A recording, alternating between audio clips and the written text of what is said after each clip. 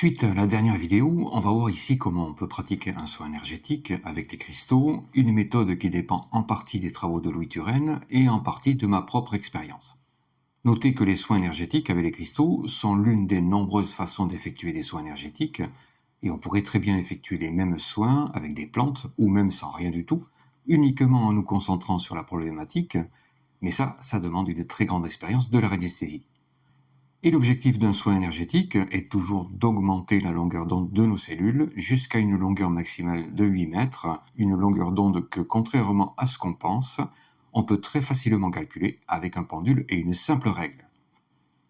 Avant de commencer, comme j'ai reçu de nouvelles pierres, on va revenir sur le choix des pierres pour les soins énergétiques et sur la façon de les classer en fonction de leur famille cristalline.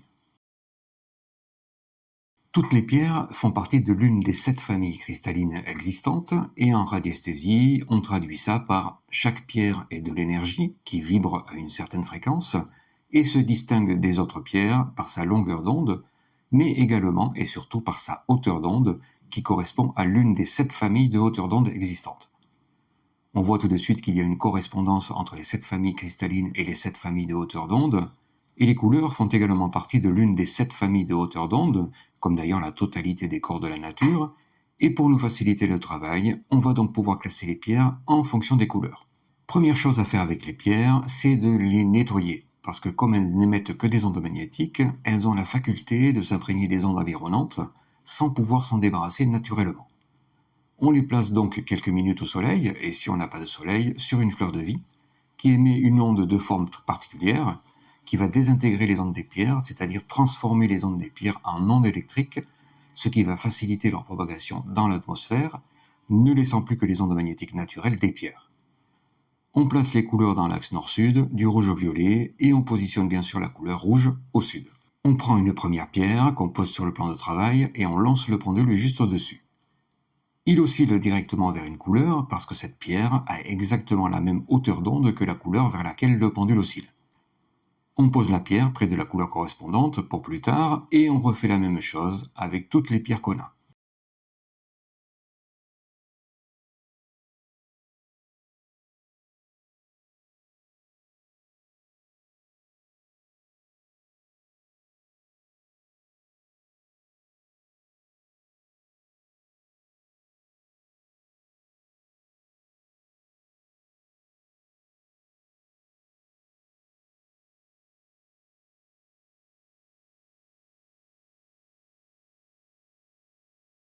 Au final, on a classé les pierres en fonction des couleurs et maintenant qu'on sait que chaque pierre a une hauteur d'onde différente, il va falloir sélectionner les pierres pour notre soin.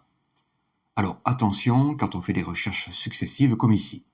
Souvent, les premiers résultats fonctionnent parfaitement, et au bout de la 4e ou 5e recherche, les résultats deviennent complètement aberrants, on a l'impression que notre pendule ne fonctionne plus, ce qui provoque une forme certaine de découragement. Ce phénomène n'est pas forcément dû à un manque de concentration ou un problème avec notre pendule, et dans la majorité des cas, il est dû à une loi des ondes, qui est toujours juste mais impitoyable, la loi de rémanence. La loi de rémanence stipule que lorsqu'un corps est posé à un emplacement, l'onde magnétique qu'il émet provoque une persistance de l'onde pendant un certain temps à cet emplacement. Pour une pierre, on peut considérer que quand on la pose 10 secondes sur le plan de travail, une fois enlevée, son onde va persister pendant 10 secondes encore avant de disparaître totalement. Donc pour être certain que les ondes des pierres ne vont pas fausser nos résultats, il faut toujours attendre au moins 10 secondes, une fois la pierre enlevée, avant d'effectuer une nouvelle recherche sur une autre pierre. Alors le terme de choisir n'est pas vraiment approprié parce qu'on ne va rien choisir du tout et on va simplement laisser faire la nature, notre pendule et encore et toujours les lois des ondes. On positionne sa main sur la planche anatomique, disposée dans l'axe nord-sud bien sûr, et on place la première pierre n'importe où sur la planche. On lance le pendule au-dessus, il oscille en direction d'un point précis sur la planche, ce qui nous indique un problème à traiter.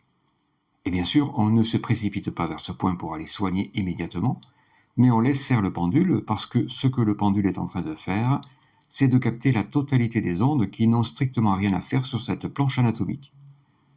Et au bout d'un moment, il va osciller en direction d'un autre point, avec le même nombre d'oscillations que pour le premier point, et il va osciller de cette façon chaque fois qu'il trouvera une onde à dégager, pour finir par revenir osciller en direction du premier point. C'est ici uniquement que son travail est terminé et qu'on a déterminé toutes les ondes qu'il va falloir traiter avec cette pierre. On met cette pierre de côté pour l'instant et on recommence l'opération avec l'ensemble des pierres, et si le pendule continue en mode recherche sur une pierre, c'est parce que cette pierre ne nous intéresse pas.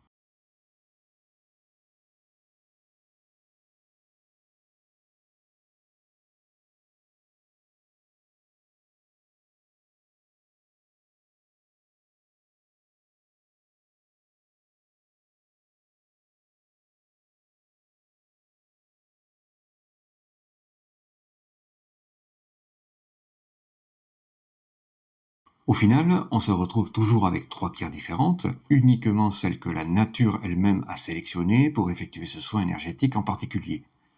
Et encore une fois, il n'y a rien de mystérieux ou de miraculeux ici, et on peut traduire ce phénomène de cette façon. Sur la planche anatomique, les ondes qui se propagent sont les miennes, et le pendule a capté ces ondes et en a déduit leur longueur. Il a également capté des ondes sur la planche qui ne correspondent pas à la longueur d'onde naturelle de mes cellules, et il a sélectionné les cristaux qui, par leur hauteur et longueur d'onde, vont pouvoir augmenter les longueurs d'onde de mes cellules. C'est le principe des soins énergétiques que Louis Turenne a étudié pendant 50 ans, et ça fonctionne de façon parfaitement naturelle. On a trouvé les trois pierres qui vont nous aider pour le soin, et à partir de là, il y a deux façons de procéder.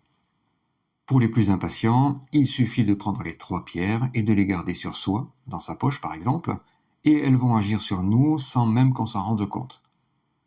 Pour les autres, on fait une simple séance de radionique. Alors si la radiesthésie, c'est l'art de capter les ondes, la radionique, c'est un autre domaine de la radiesthésie qui permet de transmettre les ondes qu'on a captées.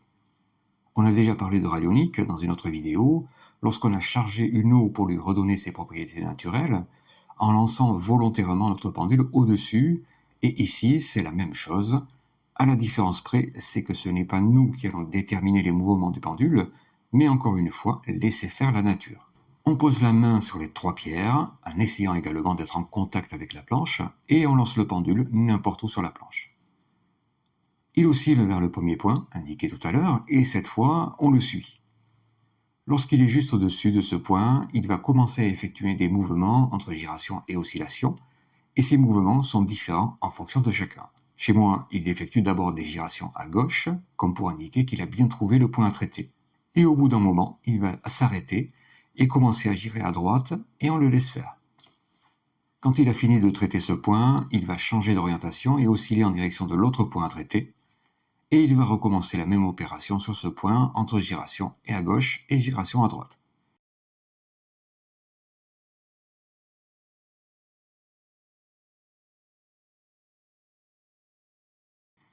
Avant de poursuivre vers le prochain point à traiter et recommencer encore la même opération.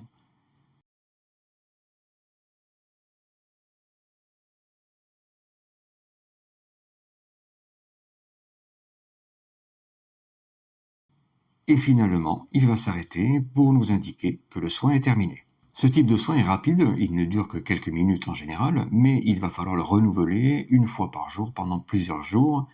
Et bien sûr, pour savoir quand précisément ce soin est définitivement terminé, il va falloir le demander à son pendule, de la même façon d'ailleurs que pour les plus impatients, pour savoir quand on n'a plus besoin de garder les pierres sur soi.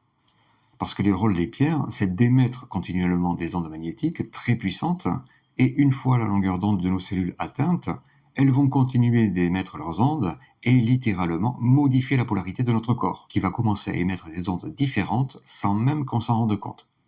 Et bien entendu, quand on effectue des soins énergétiques, que ce soit pour les autres et même pour soi, même si on utilise ici des techniques naturelles qui dépendent des lois des ondes, on demande toujours la permission de le faire, et on remercie systématiquement, une fois les soins terminés, ce qu'on oublie trop souvent de faire.